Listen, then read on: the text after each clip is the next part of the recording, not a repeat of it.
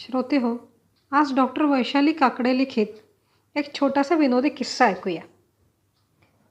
मैत्रिणींनो, गेल्या 3-4 दिवसापासून अतिशय अस्वस्थ वाटत होते.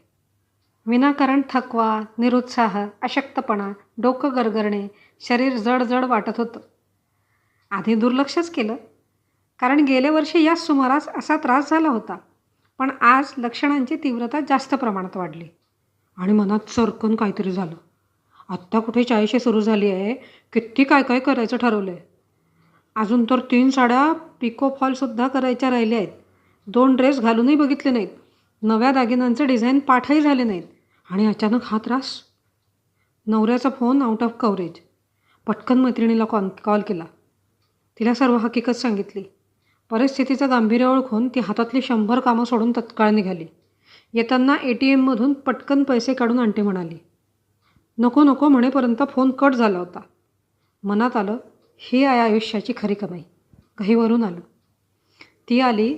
तिच्या गाडीवर तिने मला घेतलं आणि दोघीजणी सुसाट निघालो. इमारतीच्या आवारात पार्किंगला जागा नव्हती. पण वॉचमन आमची कंडिशन बघून मदतीला आला. अपेक्षेप्रमाणे आत खूप गर्दी होती. पण जागोजागी मदतीचे हात पुढे येत होते. आमचं करेक्ट डायग्नोसिस करून एक जण म्हणाला, ताई, साड्या वरच्या मजल्यावर आहेत. इथे बेडशीट्स आणि गालिचे आहेत.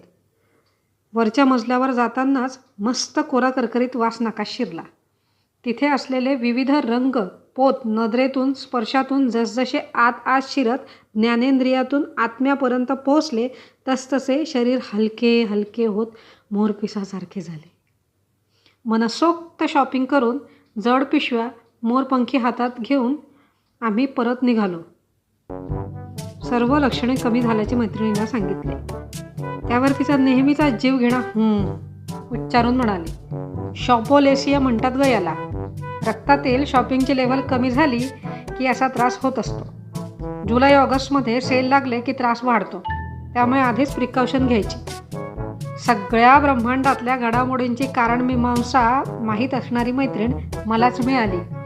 यासाठी त्या नियंत्यासमोर पुनश्च एकवार नतमस्तक झाले. धन्यवाद.